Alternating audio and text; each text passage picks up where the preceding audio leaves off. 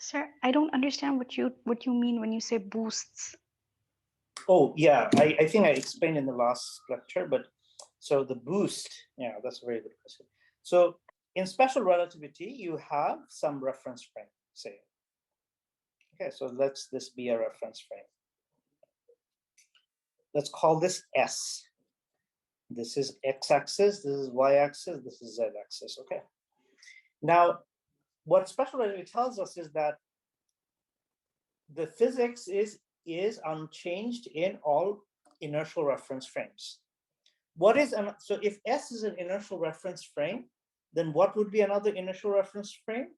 Another initial reference frame would be, say, a frame where, you know, S, we have another reference frame, let's call it S prime. So this is S prime, and this is this is X prime, this is Y prime, and this is Z prime. But this new reference frame is traveling with respect to the last reference frame, say by some velocity. It could be in any direction, but let's take it in the X direction, V. Okay, so if you are an observer in S, you will see S prime is moving with a constant velocity, V. So both S and S prime are valid reference frames, right? But S prime is known to be called boosted with respect to S with the velocity V. Now, if you are an observer in S prime, what will you see? You will see the reference frame S traveling in the opposite direction with the opposite velocity, right? So in that case, you will see that the reference frame S is boosted with respect to S with the velocity minus S. So do you now understand what boost means? Oh, yes, I guess. Do they ever cross each other? Yeah, of course they can cross each other. They're just reference Okay. frames. They're abstract objects. But you know, you can have a passive sense of boost. You can have a like an active sense of boosts. So, for example, if I'm like kind of, you know, standing here, and there is a rocket, and there's a payload on the rocket, and the rocket is moving with some constant velocity v, then I say that the rocket has been boosted. Okay, so boost is just means that something, a Lorentz boost means that it's the motion of another inertial reference frame with some constant velocity. Okay, as you can see, there are 3 parameters for a boost, right? You can boost something in X direction, Y direction, and Z direction. And these are the, so for example, you know, remember that we talked about the, in one plus one dimension, we talked about the Lorentz transformation, which was cosh of zeta, sinh of zeta, sinh of zeta, and cosh of zeta, right? And we can think of it as part of a 4-dimensional Lorentz transformation. So this is a boost in the X direction, right? So this matrix, this whole matrix, is a boost in the X direction. Okay, it's not a rotation. And we can show that by going to V, which is tan hyperbolic of zeta. Okay, so we can convert these to, say, gammas and betas, right? Okay, Fiza, have you ever done any special relativity before?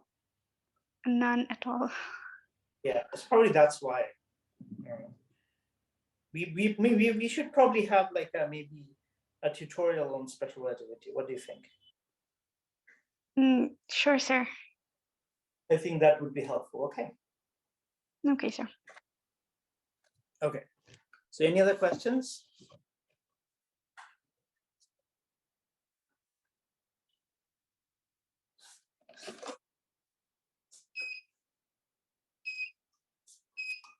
Okay, so let's make another comment, the next comment. So the group SO2, N is actually physically relevant. And it's called the conformal group.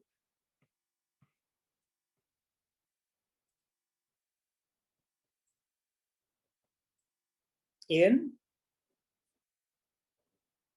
n+1 dimensional Minkowski spacetime.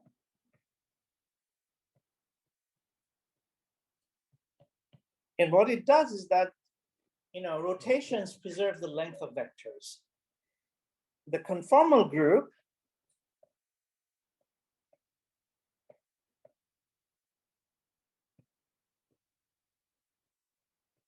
doesn't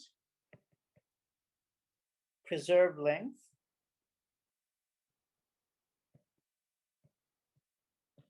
but it preserves angles. Is this related to the conformal field theory? Yeah. Angles between vectors and curves. Okay. And this is very important in physics. As Farhan was saying, it is related to something called a conformal field theory, or CFT. CFTs describe, for example, amongst other things, describe the field theory of condensed matter systems at second order phase transitions. Okay. If you take a statistical mechanical system and you see that it has a second order phase transition, then that particular phase transition, some of the important physical parameters at that phase transition will be captured by some CFT. So this is something that has some application in physics. Not only that, string theory is actually a form of CFT. So there's a huge application of CFT in string theory. And also there's a emerging field called holography, which is a new way of understanding quantum gravity in terms of a dual quantum field theory. That is also a conformal field theory.